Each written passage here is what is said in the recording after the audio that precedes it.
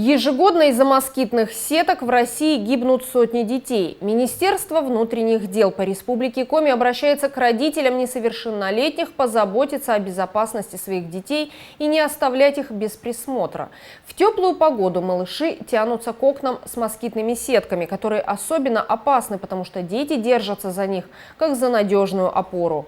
В полицию Инты поступило сообщение о том, что из окна жилого дома выпал ребенок. О несчастном случае заявила очевидица происшествия. В ходе проверки выяснилось, что трехлетний мальчик находился дома с родителями, братом и сестрой. Ребенок был в комнате один и играл с кошкой. Мальчик взобрался на сейф, который стоял у открытого окна, а затем на подоконник. Малыш облокотился о москитную сетку, которая не выдержала его веса, и выпал с высоты 4-го этажа на припаркованный у дома автомобиль. Травмированного ребенка госпитализировали. По данному факту проводится проверка. Семья, в которой воспитывается несовершеннолетний, благополучная, на учете в полиции не состоит. Сотрудники правоохранительных органов призывают родителей со всей ответственностью подойти к обеспечению безопасности своих детей и напоминают о правилах безопасности.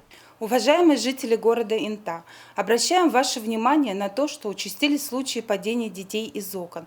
Не обошла стороной эта беда и наш город. Многие родители забывают о том, что открытое окно может быть смертельно опасно для ребенка. Будьте бдительны, не оставляйте ребенка без присмотра. Если держите окна открытыми, вы рядом, но секунда, на которую вы отвлечетесь, может стать последней в жизни ребенка. Никогда не рассчитывайте на москитные сетки. Дети опираются на них и выпадают вместе с сеткой наружу. Установите на окна блокираторы, чтобы ребенок не мог самостоятельно открыть окно. По возможности открывайте окна сверху, а не снизу. Отодвиньте от окон все виды мебели, чтобы ребенок не мог залезть на подоконник. Вставьте оконные решетки, но если вы установите решетку на весь размер окна, то должен быть способ быстро открыть ее в случае пожара.